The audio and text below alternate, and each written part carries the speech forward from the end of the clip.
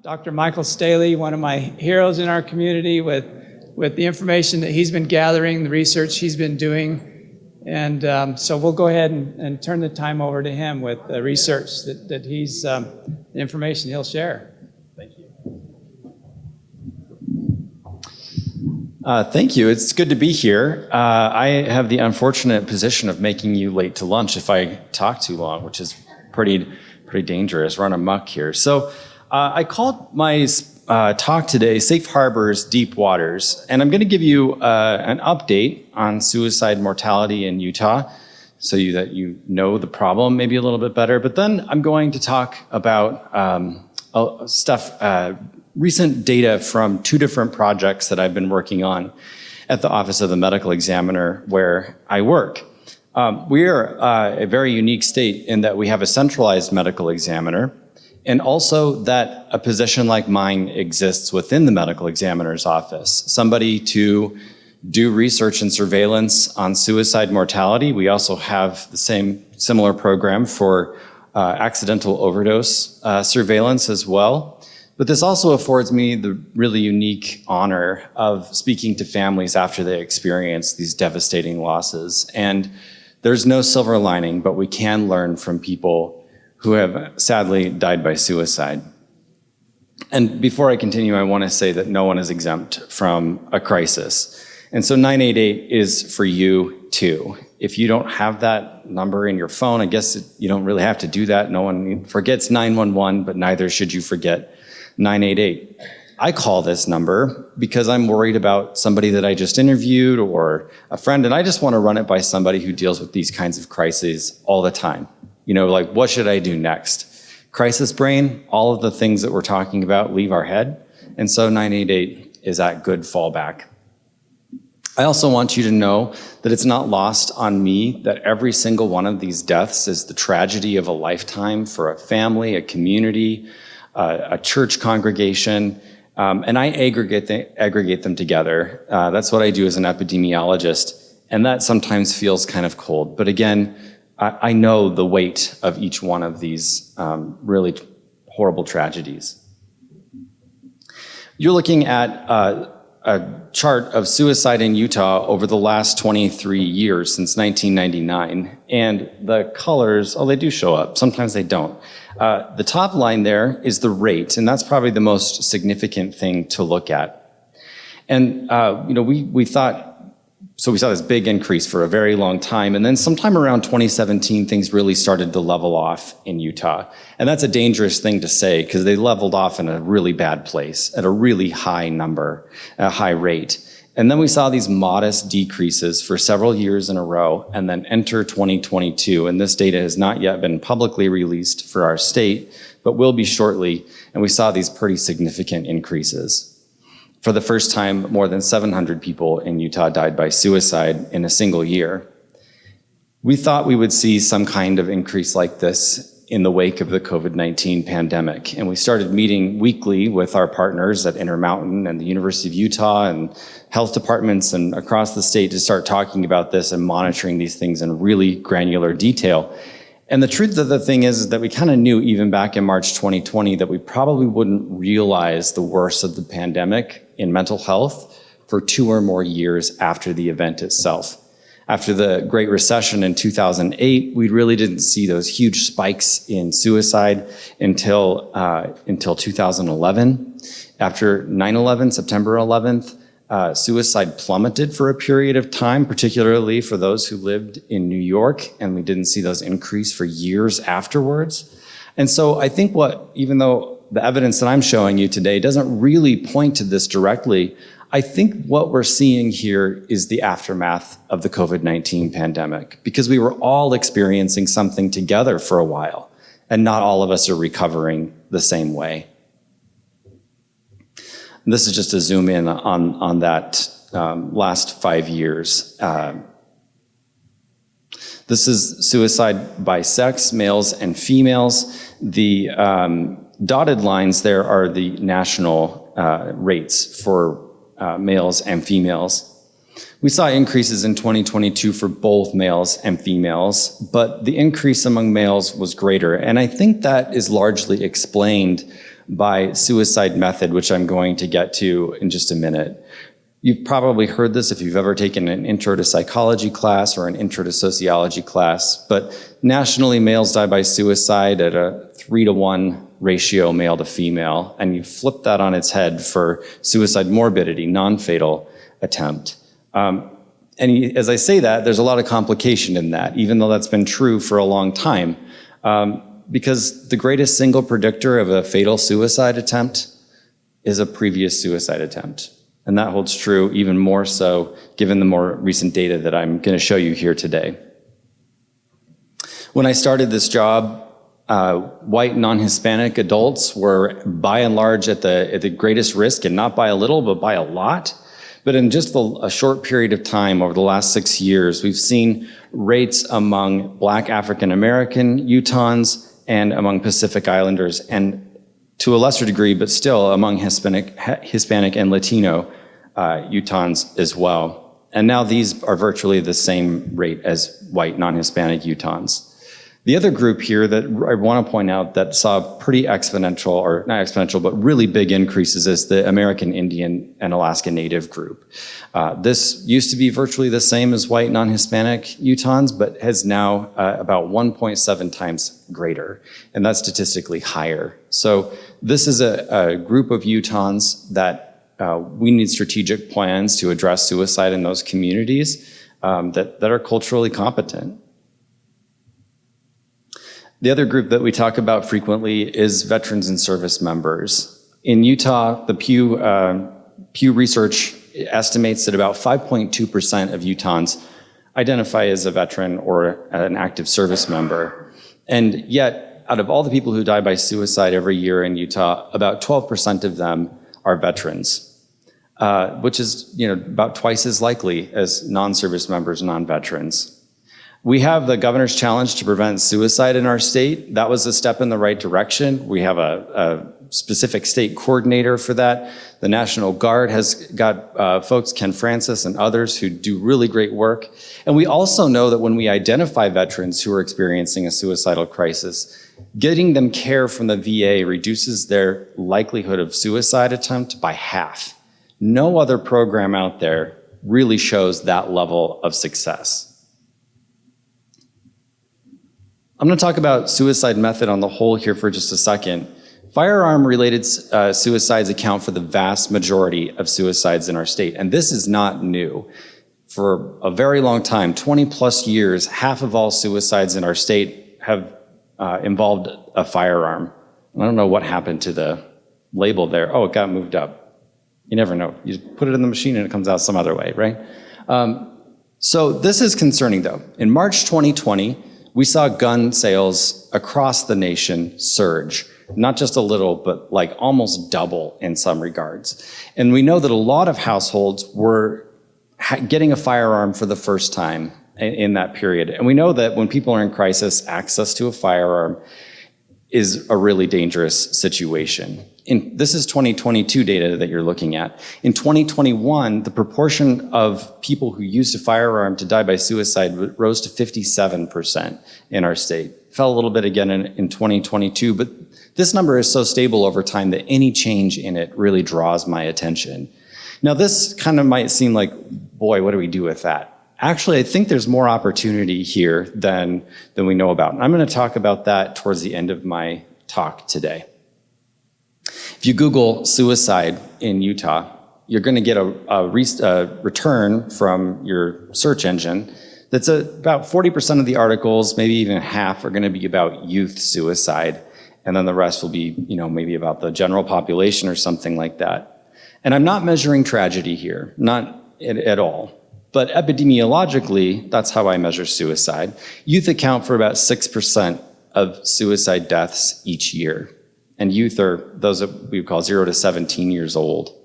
That's roughly the smallest age group of any other age group that we track, which is all of them. Suicide is an issue that spans the life course. And kind of what we saw in SARS-CoV-1, that's the precedent to COVID-19 in Asia, we saw pretty big increases among older adults. And we're seeing that here in Utah now. the 75 plus, 65 plus age groups used to account for between 2 and 3% of all suicide deaths each year, and are now accounting for more like 6 to 7, even 8% every year. So a lot of older folks go to church. And so I'm pleading with you to have a strategy to talk with the older folks in your congregation about suicide, not just the young folks or the middle-aged folks, even though middle-aged adults are still at the highest risk of suicide. I'm going to talk now about findings from 2 different projects that I've been working on at the medical examiner's office for the last couple of years. The first is the Youth Suicide Research Project, and I'm not going to get really in the weeds here, but I'm just a little bit, so you have to bear with me. And also results from a surveillance system called the Sudden and Unexpected Death Surveillance System, which we call SUDS. So first, the youth study, just a little bit about it. It's a 2-phase study of individuals who are between the ages of 10 and 17, and we include 18-year-olds who are still in high school or just had graduated, who died by suicide between 2016 and 2019, and who were Utah residents or who had been living in Utah for 3 or more months at the time that they died.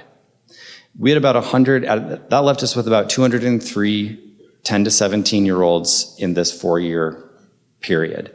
And out of that 203, 108 families agreed to speak to us, which is a 53% response rate. In social science, that's pretty good. These are a highly invested group of parents, as you might well expect. And so sometimes we were only able to speak to the parents, other times we were able to speak to as many as 4 or 5 of their friends, and we had to stop and say, I know you all want to talk to us, but we have to move on to the next case. So right now we're in the analysis and publication phase of this study. The second project, which is I'm going to present the information related to adults here, is from the Sudden and Unexpected Death Surveillance System, or SUDS. This is just one interview that we conduct within 4 to 8 months after a certification of a death. And we just talk to one person, usually a spouse or a parent, sometimes a sibling. Most of these were parents, by the way, followed by spouses. And we just try to fill in the gaps in knowledge. You know, what about this person do we need to know to do better prevention? But also, how did this person arrive at their suicide? This is also, as the other interviews are too, an opportunity for us to get a hold of families who are experiencing great amounts of distress and to steer the ship in a slightly better direction, to shift them away from the Jack Daniels responses towards specific grief resources for people who lost somebody to suicide. And I take a great deal of pride in knowing that we are leaving these folks just a little bit better than we found them. So, and we continue to do these interviews. We just passed, I think, right around 1,100 of these interviews, and I'm presenting results from the first 950 of them here. So I'm going to shift gears and just talk a little bit about religion and suicide, because that is the topic of this conference. And this is data, by the way, that I have not shared before. But here's how suicidologists think about religion. We think of it as a big umbrella, as a protective factor, meaning it's something that prevents people from engaging in a suicide attempt or taking their own life. But to break that down a little bit further, it falls into 3 big domains. Religious integration, which is, how am I belonging in this community? And does this community belong to me back? Religious commitment. Do I believe the things that I profess to believe by attending and participating in this congregation? And religious networks, meaning I have friends at church, and church affords me, or my congregation affords me, connection to other people, other opportunities, that kind of thing. And lastly, I'm including this moral community hypothesis, because this is something that we're thinking about, which is the idea that if you're in a highly religious community, that there's a blanket protection effect for all people who live in that community, regardless of their participation in a specific congregation or any congregation. And for Utah, who has a really high participation rate in religion, this might apply to us more so than many other states. So I went to the grad school at the University of New Hampshire, and I felt like I really was the only person going to church on Sunday, most Sundays. But, so it's a very different shift back to Utah. So of 162 sociological studies on religion, and suicide over 117 years, from 1882 to 2008, 133 of those studies found that religion was a protective factor against suicide. And 29 studies showed that religion was neither a protective nor a risk factor for suicide. It was neutral. And I would say that my data probably kind of lands in this 29 category a little bit, with some mixed results here and there. But I also want to point out that for LGBTQ people, for whom they said religion was very important to them, religion actually was a risk factor for suicide ideation, attempt, and reporting ever have attempted suicide. Meaning they were more likely to have thought about suicide or report a suicide attempt. But if they said religion was not important to them and they identified as part of a religious congregation, it made no difference. So these are, another blanket statement here. Pew Research estimates that 77% of Utahns belong to a religious congregation, and that 61% say that they're absolutely certain that there is a God. 58% say that religion is very important in their life. So suicide prevention for youth, this is from the youth study, belongs in congregation, and when people leave congregations too. 44% of youth who died by suicide were reported by their friends and family to be a member of a religious congregation at the time that they died. 54% were not. 53% attended church 2 to 3 times per month or more at the time that they died, and 20% were told by a religious leader that they could not participate in some religious activity or activities of some sort. 73, we also ask if they say no, they weren't a member of a religion at the time that they died. We ask, well, were they ever part of a religious congregation? And 73% said yes. So there is this gap here. So we answered yes if they answered yes to question 1 and then answered yes to question 2.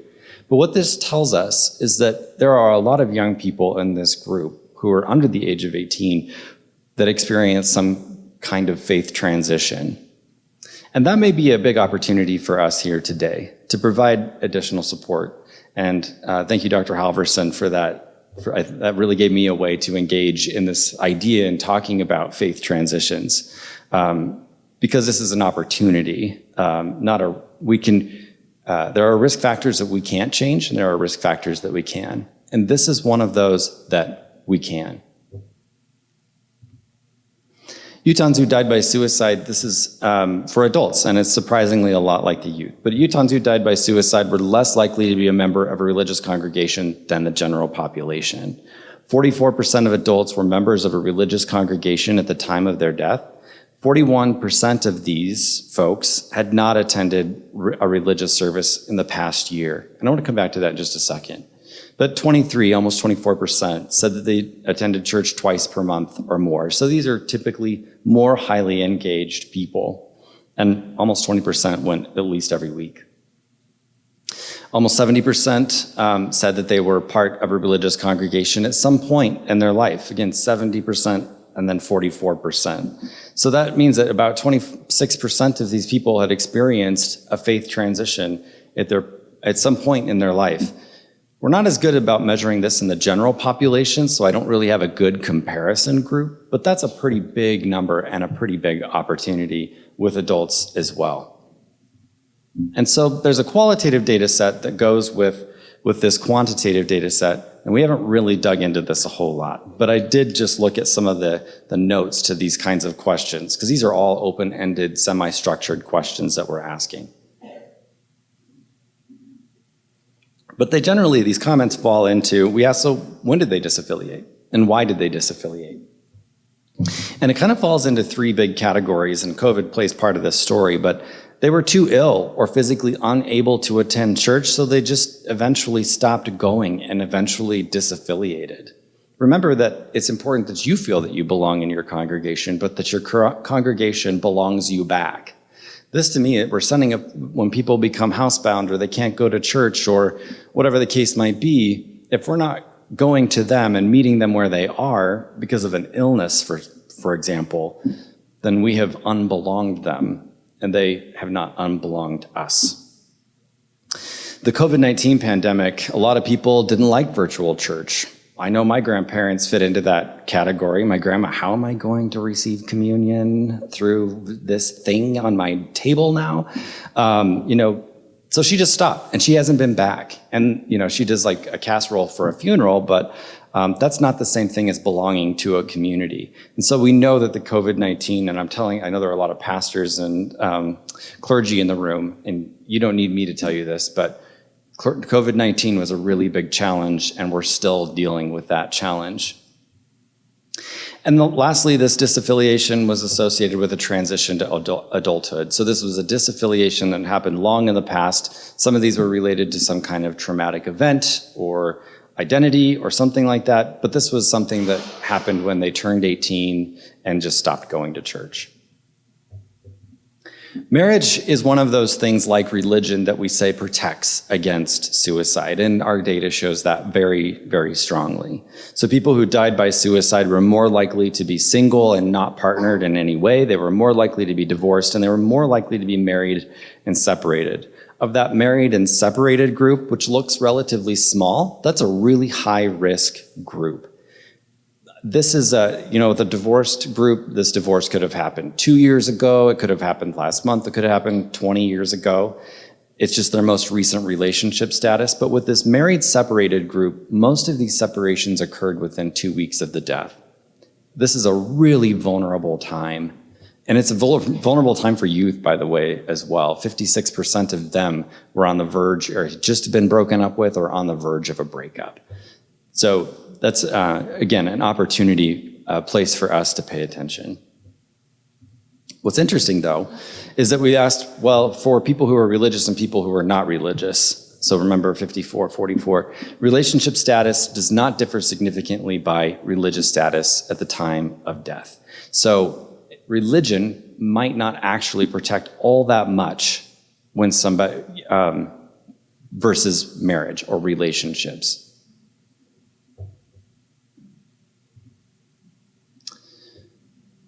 We didn't see any specific differences with a lot of different things that I kind of expected to. In sociology, we generally think about people as people who are engaged and people who are not, and everything in between, connected and unconnected. And I kind of thought there would be sort of this unconnected group that would just really rise to the top of risk in our data. And it turns out that people who belong to a religious congregation were about at the same levels of proportions whether or not they saw a physician or had a chronic health diagnosis or a mental health diagnosis or complained about being in physical pain or had received some kind of treatment for mental illness. These were roughly the same between the religious group and the not religious group. There were some differences, though. 80% of suicide victims who were a member of a religious congregation at the time of their death drank alcohol.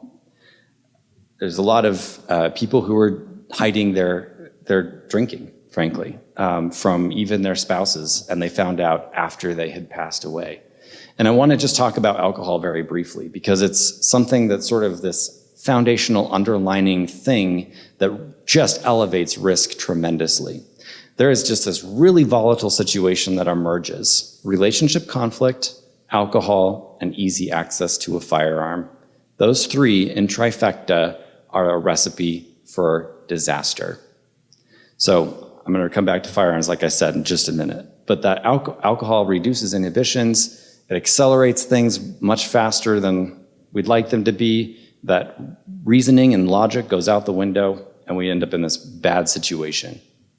They were equally as likely to be using an illicit drug at the time of their death. But families members who were more likely to be the victim's drug use as dependents among the religious group than the non-religious victims. So people who were not a member of a religious congregation, their family said, yeah, well, they're using illicit drugs, but they weren't as convinced that they were dependent on that drug as the religious group. This is a question that we didn't ask them. This is a question I'm asking you. Is your congregation a safe place for a member to tell someone that they're feeling suicidal? So suicide victims who are not members of a religious congregation at the time of their death were slightly more likely to have told someone that they were suicidal prior to dying by suicide than those who did not belong to a religious congregation at the time of their death. But religious and non-religious suicide victims were about equally as likely to have had a previous non-fatal suicide attempt. I don't know the reasons why the religious group had lower proportions of talking about suicide. It could have been something entirely unrelated to their congregation, but the thing that came right to my head was, are there people in your congregation who are safe to go to tell this really vulnerable thing? What happens if somebody comes to you, or what happens if you go to somebody and you say, I'm thinking about taking my own life? Lights and sirens, people are gonna come and take me to the hospital, and that needs to be, we need to send the message that that could be what happens, not lights and sirens, but that we care for you, that we love you, and we're gonna be with you every step of the way. And going to an ED is not the right response for all people who are saying that they're having thoughts of suicide. Some people might be in therapy. Some people might have been thinking about suicide for years, and they're just telling this to you now because they want you to be a safe person and to know what they're going through. For other people, this might be an imminent crisis, and that requires more direct action. So we have to talk about firearm safety, even at church. And that might be really uncomfortable. If you're not used to talking about firearms, this can be especially uncomfortable.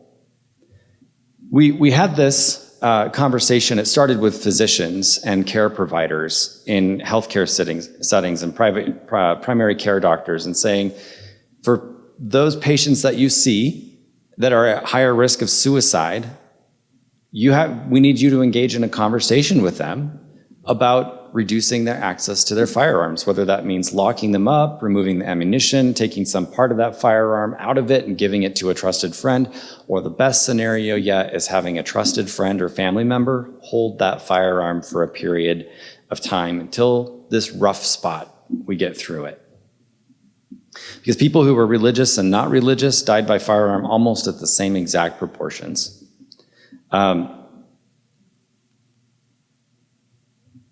This is how you get training on that. By the way, we just got legislation passed last year that will allow educators to engage in talking with families about keeping their homes safe by reducing access to lethal means, firearms, and large amounts of medications over the counter or prescribed. And so I really think that you guys are the next frontier, the clergy, the people who go to church. So this Intermountain Health is a counseling on access to lethal means. It's a course. If you're a healthcare provider, you get continuing education credits for that. And there's also these firearm resources from the Utah Suicide Prevention Coalition as well. There are YouTube videos, flyers, and what to do and how to have that conversation. And this is not, I want to be clear that this is not, a Second Amendment's argument at all. This is just simply about keeping people safe. And when the rough patch passes, then get your firearms back. Postvention, how many of you have heard that word before, postvention? Okay, postvention, basically suicide prevention has three parts. Suicide prevention, the stuff that we do upstream like building coping and resilience. It has intervention, things like going to a doctor and getting help or seeing a therapist. And then postvention, what happens after somebody who dies by suicide or has a serious suicide attempt, or really any suicide attempt. And that is, how do we take care of them and bring them back into our community in really specific ways. This is a little different with suicide than it is just general bereavement, because there's a lot more guilt that's really documented in the research among families who survive the loss of someone close to suicide. But postvention belongs in our congregations, and Dr. Supiano, who is one of my heroes, is speaking this afternoon to you about that. Suicide loss survivors who are more likely to be a member of a religious congregation or more likely to cope better in the wake of a suicide loss. Meaning they were, 6 months out, 8 months out, they were doing just a little bit better than the group that didn't belong to, or were less likely to belong to a religious congregation. So we have to get educated and provide this really informed, careful, and compassionate support to loss survivors. And that is prevention. When we disrupt this cycle, Dr. Kuhn's research at the University of Utah shows that suicide is somewhere between 1% and 50% heritable, meaning like heart disease and other kinds of things, we inherit some part of that risk, whether that be impulsivity and character traits like that, or something else that we don't know about yet. But we can disrupt that. We're not powerless just because it's genetic or epigenetics. We can engage in that and we can disrupt that cycle. So I'm really excited that that kind of tees up Dr. Supiano's talk for this afternoon. And turns out I flew through that. So we won't be late to lunch after all, but I am absolutely willing to take questions.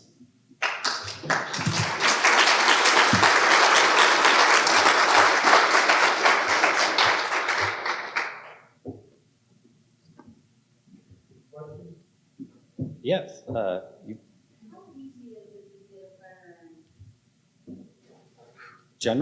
Generally speaking? Well, I think it's fairly easy. I mean, so unless you're on a restricted list from a felony conviction that's still on your record or something like that, it's very easy, but plus the cost, whatever, to get a firearm. But there are very few barriers to obtaining a firearm. I just say that because we had a person die of suicide in our community and they had already taken firearms away. So tragic. And that's not all just to repeat the question, or repeat the statement that the person who asked the question stated that they had just removed the firearms from somebody and then they obtained another firearm, and that's what they used in their fatal suicide attempt. And I won't say that that's uncommon, sadly. Some people don't, though, and those are the ones that we never hear about after the firearms are removed. But also, I would just say that there's another tool that just came online, and that's a voluntary no-buy list that Representative Elison sponsored during the last session. So people can put their name on a no-buy list, meaning they are on the same list when they go to a gun dealer that says this person can't buy a firearm. It doesn't tell them why they can't buy a firearm, but it would just say, in that crisis, they can't get a firearm. They can do that for like 180 days, or they can put it on there for a longer period of time. It's their choice. But we're really trying to educate healthcare providers to use that voluntary no-buy list. And it's something that I'm not really fully up to speed on how lay people can use that, but I do believe there are ways for that to happen. It's just paperwork. Yes.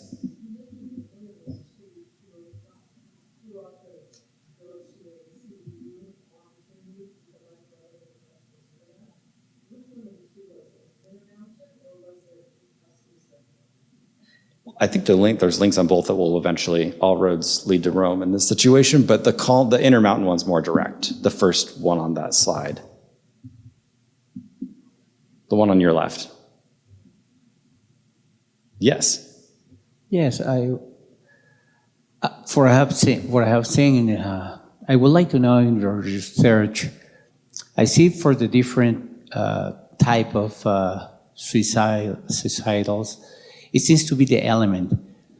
Have you seen in your research a common thread to all those suicidals? So the question, and correct me if I'm wrong, but the question was, have we seen a common thread with all people who die by suicide? No. Suicide is a wicked problem, and this is a really hard thing to talk about, particularly with policymakers who want something that is a Band-Aid for everything.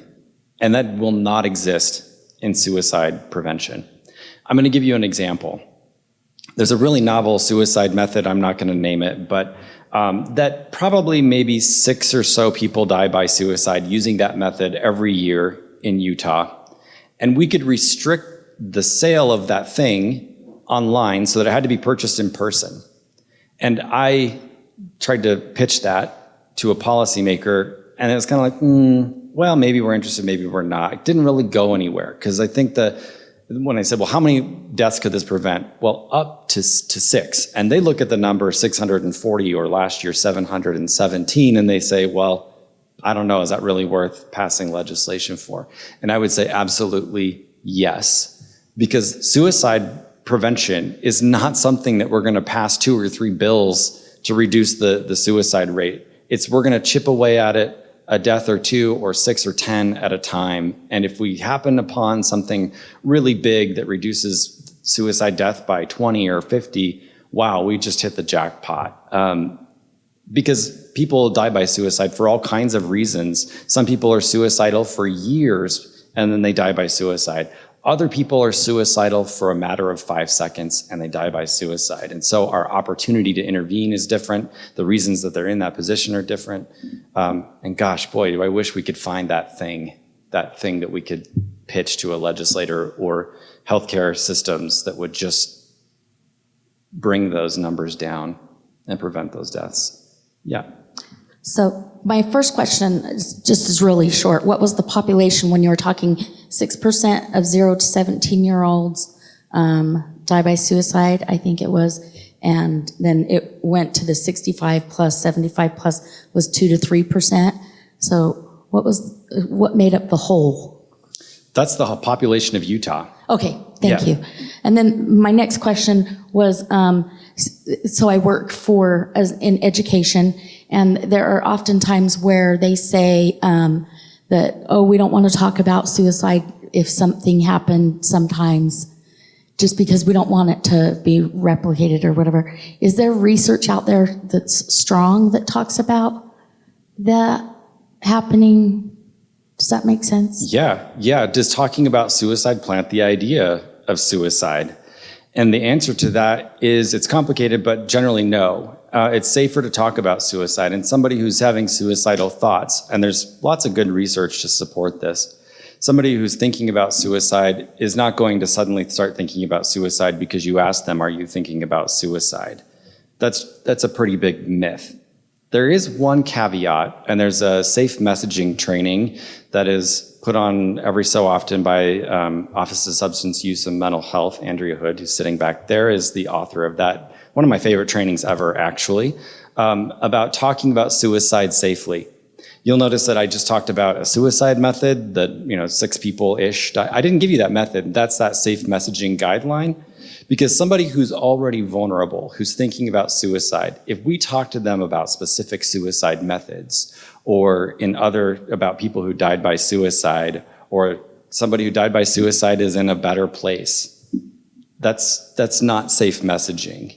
We're saying that suicide is a relief for whatever the challenges that you're facing right now, and that's not the message that we want to send at all. So generally, I would never want people to say, I can't talk about suicide because it might not be safe. Err on the side of talking about suicide, but also there's ways to do that safely. Yeah, in the back. I had a question on, I don't know if you can go back to the slides with the percentages, but there was saw some percentages that those that were religious and went generally, and then there were others that were disaffiliated. I started doing the math, and there we are. The 44% of adults were members of religious congregation, and then we also had there was another one that talked about being disaffiliated. And I started doing the math, and it's a lot higher than 100%. Are these percentages of subgroups? Yep. There's always an engineer in every crowd, right? Thank you for pointing that out. Could you clarify Yes. Clarify Yep. which percentage is a subgroup and which percentage is of the total? Absolutely. Good question. 44% is of the total. So on this slide, that's about 949 is the big group here. And then we took that 44%, said that they were members of religious congregation at time of death. And then we looked at that and said 41% of that 44% had not attended religion in the past year. And that 23% is that same subgroup as well. And there's also an unknown here that also causes the boundaries of this to sometimes not add correctly, but unknown is where it's big and it matters. I talk about it directly, but otherwise it's just sort of the margins. I'm sorry if I didn't understand well, but in the statistic, when you show the female and male from Utah and from the total USA's, Utah is over the average, this one. Yep. That's right. Utah has had a higher rate of suicide for since 1999, since we started using the set of ICD codes, but actually really back to the 1950s and 60s, we've had higher rates of suicide in Utah. Ever since we've had a centralized medical examiner system since 1961, we know that to be true. I think what's kind of notable here to me is that our rates have been increasing nationally. They increased about 30% between 1999 and 2020 nationally, but in Utah they increased more. For example, among youth between 2011 and 2015, among youth they increased by 141%. So it varies by different age groups, it varies by sex, but the suicide rate increased much faster in Utah post 2008 and really starting in 2011 than the rest of the country. And by the way, I just want to add, I couldn't put the rest of the states here because they don't have their 2022 data ready yet, but Colorado, Wyoming, Idaho, Montana, New Mexico, Nevada, they all have higher rate, Alaska, they all consistently are right with us in that top 10. It's an Intermountain West problem. Yes, the gray shirt. Yeah, I understand we're talking about best practices around suicide prevention. Have you seen any research that parses out active ideation versus passive ideation as a way of, I understand like having the conversations, having the help, having the support, but is there any research that you know of that helps us identify like who might be urgently, that more active danger? The traditional way of doing this is to ask, are you thinking about suicide? Well, no, but I do sometimes. That's fairly passive. But really the question that is on the balance here is, do you have a plan? And how likely are you to engage in that plan? I think that the research is honestly a little bit mixed right now about that. I think it's one of the best tools we have at this point. But I also think QPR or youth mental health first aid or mental health first aid are all really good courses to take to help you navigate that situation. Because oftentimes it's about how did we get here to this, or what happens when you think about taking your own life? And what do we do at step A when you start to feel that way? When you start to feel your breathing become shallow or your palms become sweaty? What are the things that you can do right in that moment to turn that back so that because somebody who's passively suicidal, who maybe has years of occasionally experiencing thoughts of suicide, we know that they might become suicidal again, and that switches, and helping them identify what it is within themselves that's changing, and to do a U-turn on that, to de-escalate, I think is really the best strategy. But in that moment, do you have a plan? Are you going to act on it? If they answer yes to either one of those, it's time to call 988. Yep. And honestly, this is such a gray area. This is why I call 988, because it's like, well, they answered yes to this and no to that and yes to this, but then they changed their mind halfway through and then they changed their mind again, and I'm like, I just need to consult with somebody. And I've been surprised. Some people have called them and they're like, yeah, they're fine.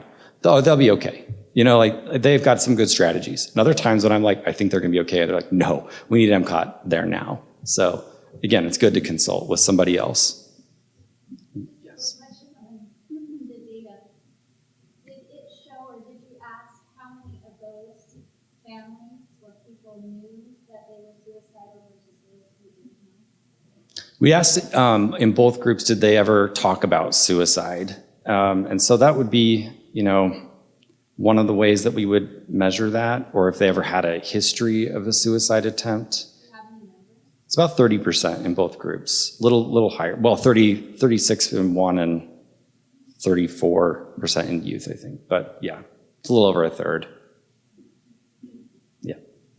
And there was he left, I think. Oh, yeah. Okay, for years there's been a correlation between Intermountain West and higher suicide rates. Are there studies going on? Is there anything? Correlation isn't necessarily a cause, but you may know there's been, like maybe it's the altitude that does not. Yeah. Well, turns out you'll probably be late for lunch because she just asked a really big question. There's a lot of working theories, and some of them with evidence and some of them with not as great evidence. That you asked generally about altitude. Altitude is definitely something that shows up in studies. It's statistically significant, particularly for people who are experiencing depression. It's sometimes at altitude, for some people, it's harder to treat depression using the tools that we currently have because they work with serotonin and the way that our brain absorbs serotonin. But if you look at their models, it explains about 1%, 1 to 2% of variance between places at altitude and places not at altitude. And our suicide rate is way more than 1% greater than the rest of the country. So that's part of it. And this is, again, a wicked problem, so there's multiple explanations. Number two is that there's higher rates of gun ownership in the West. And it's also more rural, which means it's harder to access care. If somebody goes to a very rural place in Montana, and I'm from Montana, so I can pick on them, there's one psychiatrist between Billings, Montana, and Miles City, Montana. How many of you have ever driven I-90 east to west? That is a long stinking ways for a psychiatrist to get called in the middle of the night to go to the ED in Sydney, Montana to treat that. So that's part of it as well. It's difficult to get care, plus easy access to highly lethal means. In Wyoming, about 73% of people who die by suicide use a firearm, greater even than in Utah. And then, let's see, rurality, easy access to gun. I think that's the big three. It's like I'm missing one, but those are some of the working hypotheses. There's another one. Suicide diffusion and suicide contagion. And these are really some of the most recent additions to the sociological literature on suicide. But the idea, and we see this in our data, by the way, of those youth, 26% of them had a friend die by suicide before them. And out of that, about 10, which I don't know how the numbers quite, like 10, quantity 10, said their best friend died by suicide before they did. Somebody really close to them. This idea that suicide is a contagious idea. And what happens with that is that somebody sees a problem like theirs and they're like, my friend died by suicide and they had the same problems that I did. And therefore it becomes a more accessible mentally, more adopted way of dealing with the same set of problems.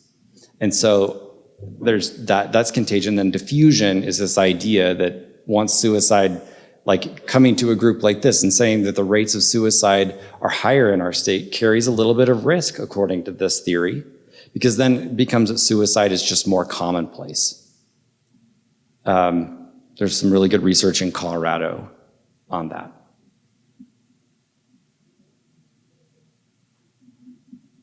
Any other questions? Great. Well, thank you. It's one of my favorite conferences. Thanks.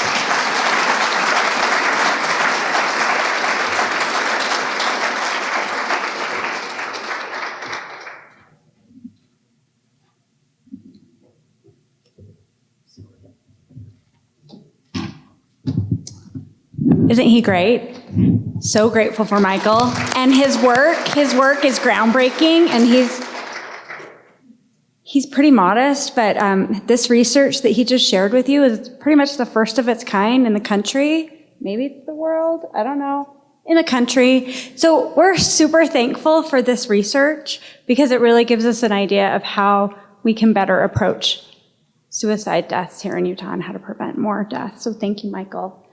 So we have made it to lunch, and I know we are all so grateful to have this opportunity to visit and to chat and to discuss some of the things that we've talked about today.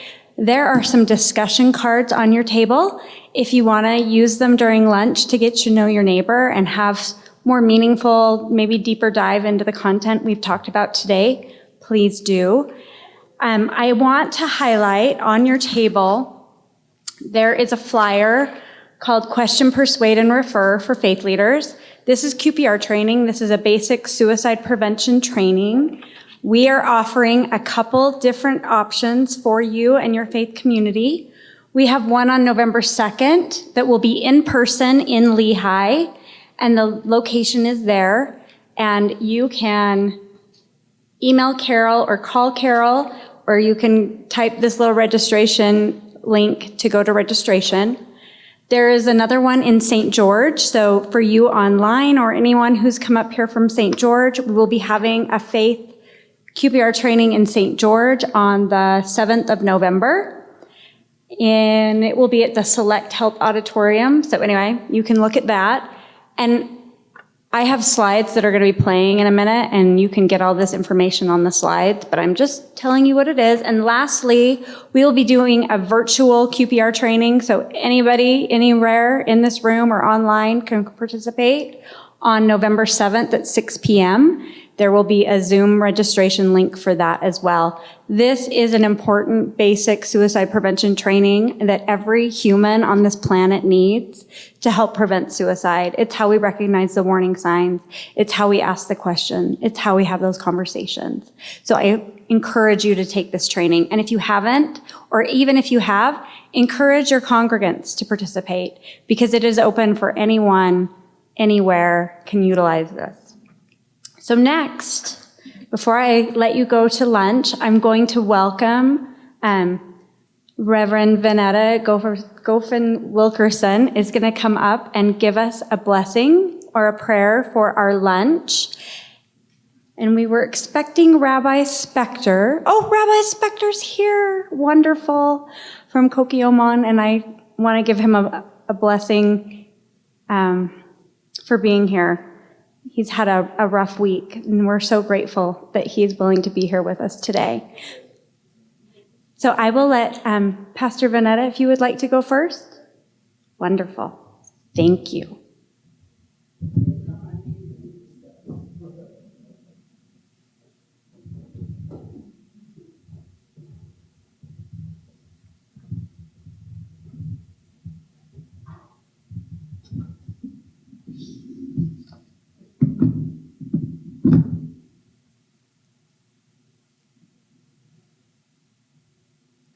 Please pray with me.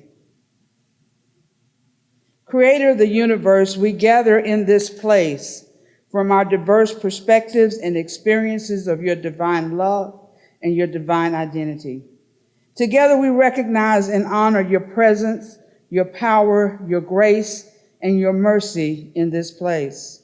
We ask that you abide in each of us by your Spirit in ways that we can feel and recognize. Abide in us in ways that remind us of your constant and consistent presence.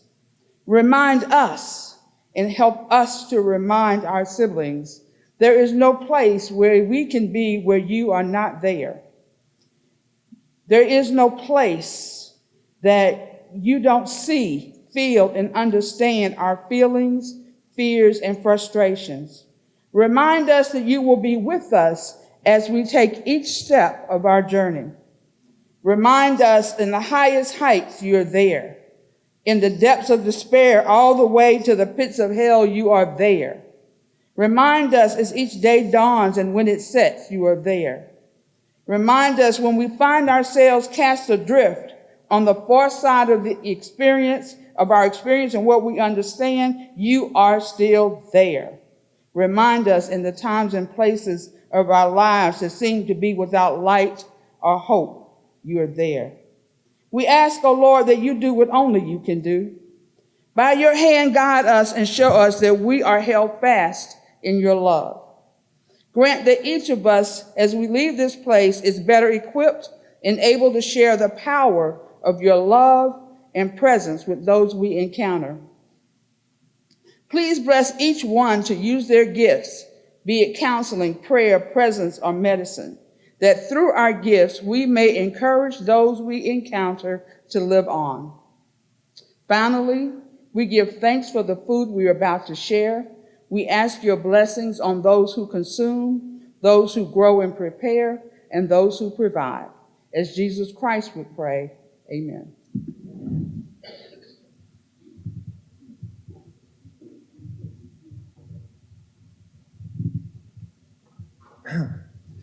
Thank you all. Just want to say, sorry I wasn't here the whole day.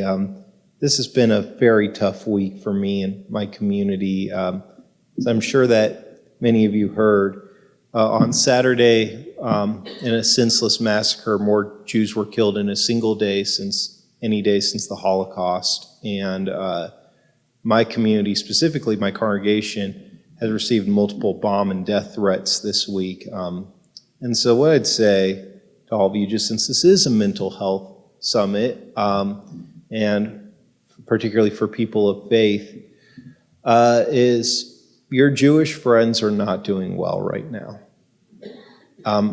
If you have a Jewish friend, please reach out to them. Please ask them how you can be present for them. They all need that. Every room I've been in full of Jewish people this week, I've asked, how are you doing? And the answer has just been silence with staring at the floor. And why I wasn't here earlier was my therapist was like, hey, you get a second session this week. So needed that. It's a day a little self-preservation. But so please reach out to your Jewish friends. And if you don't have any Jewish friends, go make a Jewish friend. We're nice people. Thank you. I want to share this prayer from my tradition.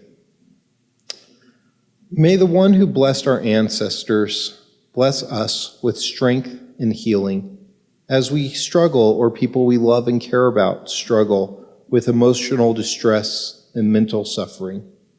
May we walk in the footsteps of Jacob, King Saul, Miriam, Hannah, and Naomi, who lived with dark moods, feelings of hopelessness, isolation, and terror, but survived and continued to lead their people. Just as our father Jacob spent the night wrestling with an angel and prevailed, may we and those we love be granted the endurance to wrestle with pain and prevail night upon night. Grant us the faith to know that though, like Jacob, we may at times be wounded, shaped, and renamed by our mental struggles, still we live on to continue an ever-unfolding, unpredictable path, hopefully toward healing. May we not be alone on this path, but accompanied by family in all its forms, friends, faith leaders, caregivers, ancestors, and the divine presence of our God. Surround us with loving kindness, grace, and companionship, and spread over us a Sukkot Shalom, a shelter of peace and wholeness. Let us say, Amen.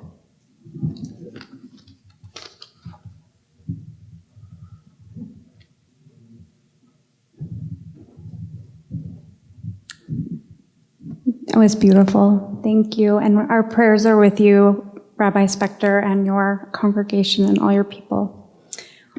I invite you all to go to lunch. You can go up and down the table on both sides. If you requested gluten-free, vegetarian, other things, they're marked in separate containers. So please don't take a container unless you've said you had an allergy or you needed something specific for your dietary needs. But we will come back here at 1 o'clock to hear the musical number from John Schmidt from the Piano Guys. So please take this time to visit and meet your neighbors, and thank you for being here and enjoy your lunch.